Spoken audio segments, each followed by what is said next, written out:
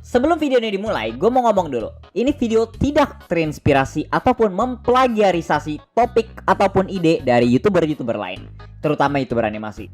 Ya kali. Ide ini tuh 100% original dari otak gua dan 1000% bukan karena gua ngeliat videonya Idang dan Yasvi di YouTube terus mikir, gua dulu juga pernah kena razia rambut di sekolah. Kayaknya bagus deh kalau misalkan dijadiin video.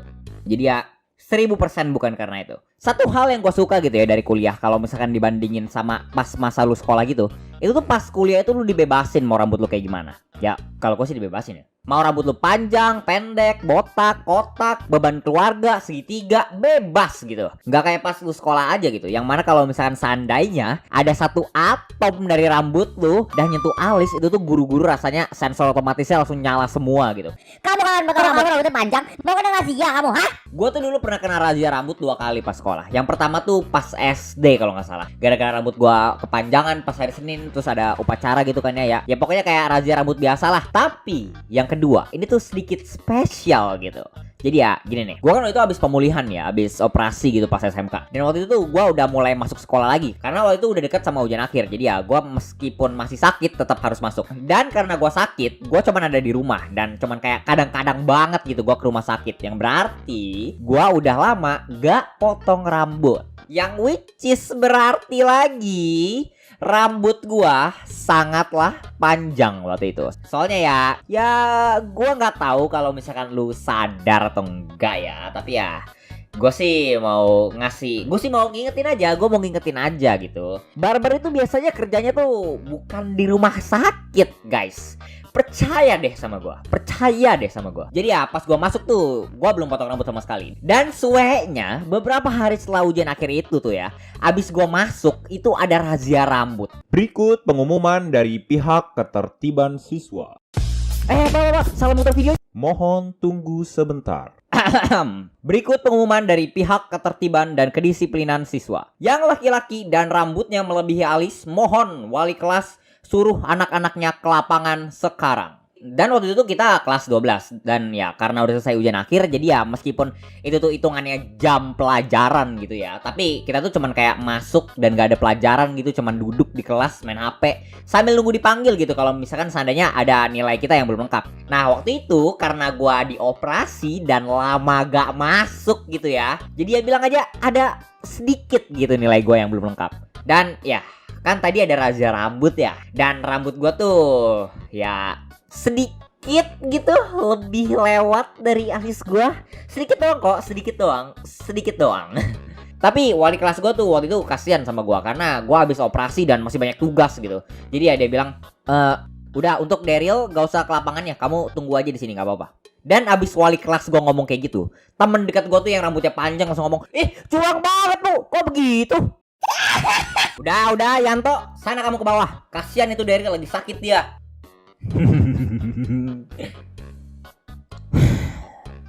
Tapi ya gue juga sedikit nggak ngerti sih apa yang ada di otak gue waktu itu. Soalnya kan waktu itu gue masih ada tugas yang belum beres ya. Tapi tuh gue di kelas ngerjain tugas gitu kan, gue sedikit bosen gitu. Dan karena ini tuh juga hitungannya jam kosong gitu ya, soalnya gurunya nggak ngajar, cuman kayak nungguin kita doang ngerjain tugas yang kurang gitu. Jadi ya kita dibolehin kemana-mana, boleh ke kantin, boleh jalan-jalan gitu, boleh ngobrol-ngobrol gitu di kelas. Dan karena gue sedikit kurang bersosialisasi sama temen, jadi ya gue gak bisa ngomong sama siapa-siapa. Gue tuh jadi sedikit bosen gitu.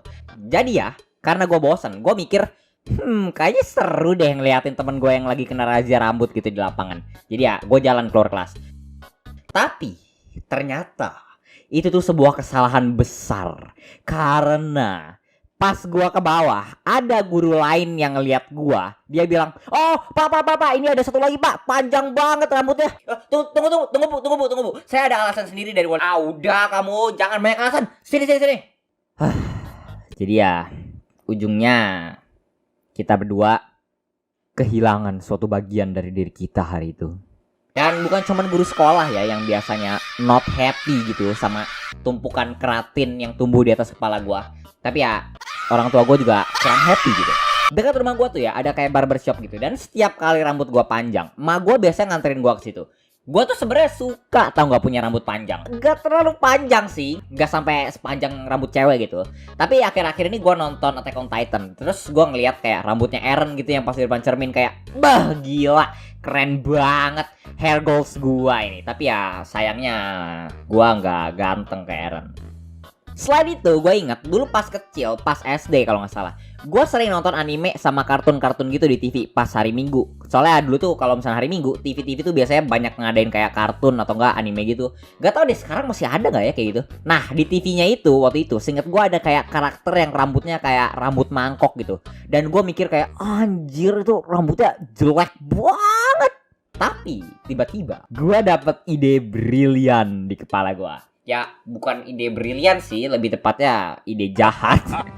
Tapi ya gue mikir, gue bakal main ular tangga sama adik gue yang masih kelas 2 SD. Dan yang kalah harus potong rambut gaya mangkok.